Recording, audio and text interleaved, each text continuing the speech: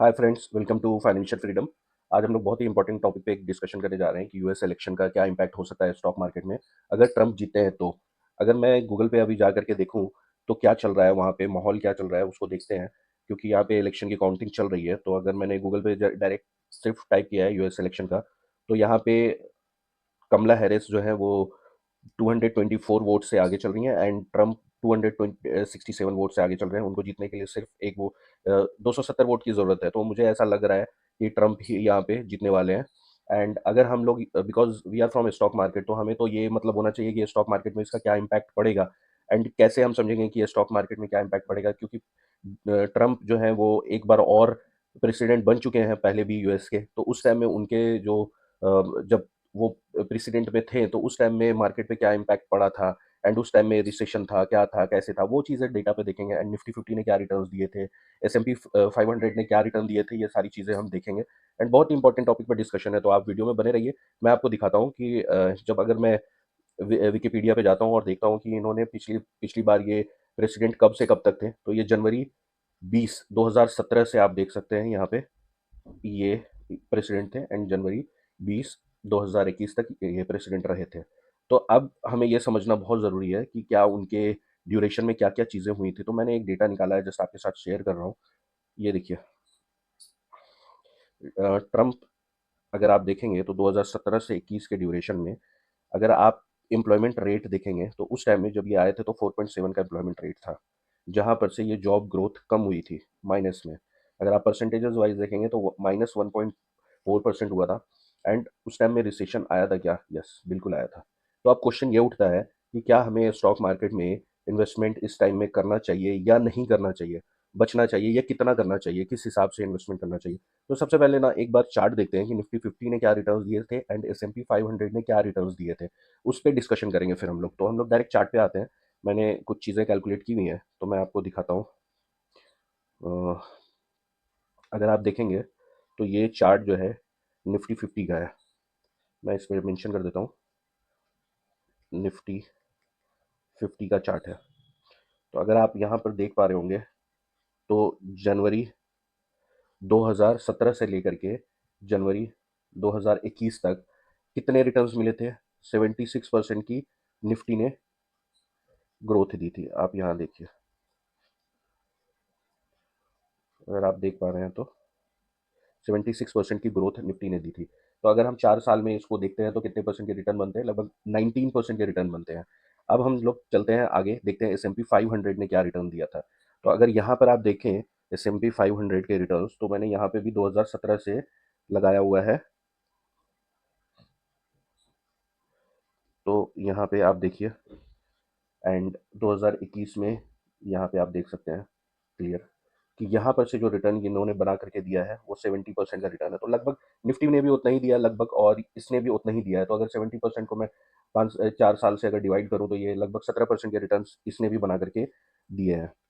अब इम्पॉर्टेंट ये है कि एक चीज़ बहुत ही इंपॉर्टेंट मैंने नोटिस किया है कि इनके टर्म में रिसेशन आया था उस टाइम में, तो इसने ग्रोथ तो दिया है, बिल्कुल ग्रोथ दिया है, लेकिन इसने उठापटक भी बहुत किया है मार्केट में। अगर मैं इसके चार्ट पे आता हूँ, ट्रेडिंग व्यू के चार्ट पे, मैंने जब S&P 500 का चार्ट लगाया और मैंने देखा 2017 से, जस्ट 1 मिनट, 2017 से अगर आप देखेंगे जन जनवरी 2017 से 21 तक, तो सिंपल इन इसने रिटर्न्स तो बड़े अच्छे यहाँ पे दिए हैं। यहाँ से अगर आप देखें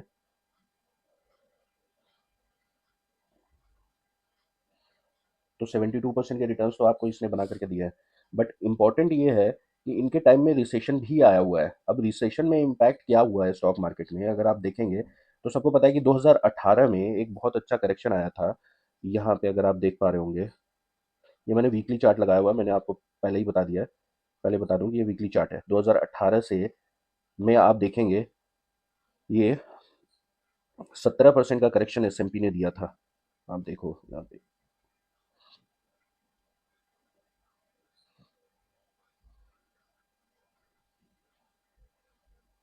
ये 17 सितंबर 2018 से लेकर के दिसंबर 2018 तक इसने 18% की एक डिप दिखाई थी।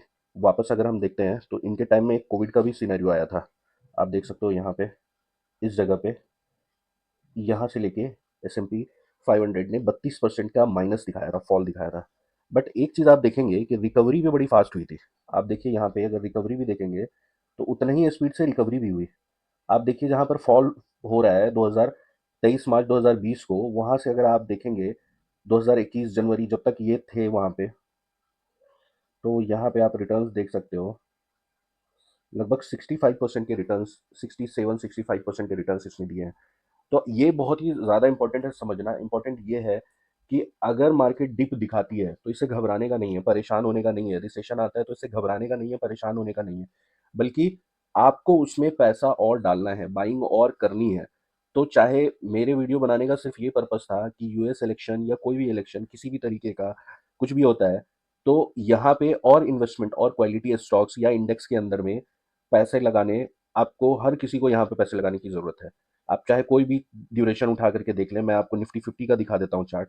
अगर आप निफ्टी 50 का चार्ट देखते हैं, तो अगर आप लॉन्ग टर्म में देखते हैं मंथली बेस पे, तो आप देखेंगे कि चार्ट हमेशा ऊपर की तरफ गया है, हमेशा एक करेक्शन आया है, लेकिन लॉन्ग टर्म में हमेशा ही आपको दिखेगा कि ये ग्रोथ ही ग्रोथ है। आप देखो यहाँ पे ये कंटिन्यू ग्रोथ इस तरीके से चल रहा है। ठीक।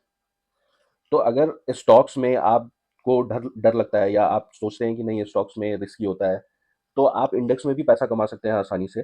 बट कहने का सिर्फ ये मतलब है कि डरने और घबराने से का कोई ज़रूरत नहीं है। यहाँ पे स्टॉक मार्केट के अंदर में पैसा उतना ही लगाना है जितना हम 2 साल 1 साल उसको यूज़ ना करें। अगर वैसे पैसे को हम इस्तेमाल करते हैं तो बिल्कुल हमें घबराने की ज़रूरत नहीं है। ये हमें अच्छे रिटर्न बना करके देगा और स्टॉक मार्केट से ज़्यादा रिटर्न हमें कहीं मिलेंगे भी नहीं।